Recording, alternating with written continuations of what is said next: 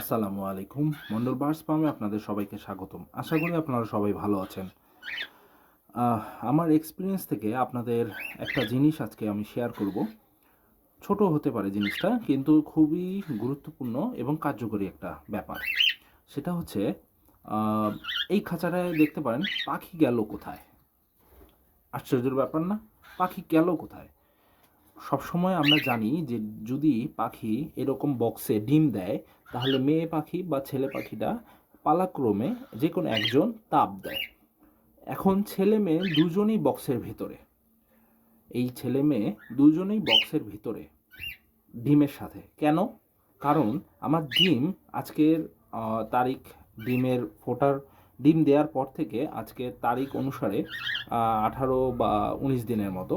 18 থেকে ককাটেল সাধারণত 18 থেকে 21 দিনের মধ্যেই ডিম থেকে বাচ্চা হ্যাচিং করে, ডিম থেকে বাচ্চা ফোটে।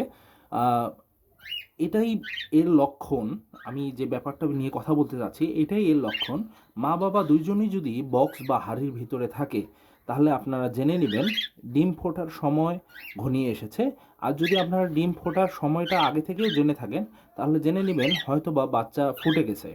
কারণ বাবা বক্সের ভেতরে গিয়ে ডিমের চারদিক দিয়ে ছিদ্র করে দেবে এবং বাচ্চাটা প্রেশার ক্রিয়েট করে ডিম থেকে বের হয়ে আসবে। মাশাআল্লাহ, একটা সুন্দর বিষয়। আর মা আস্তে আস্তে বাচ্চাটাকে ফিডিং করাবে। আশা করি আপনারা বুঝতে পেরেছেন।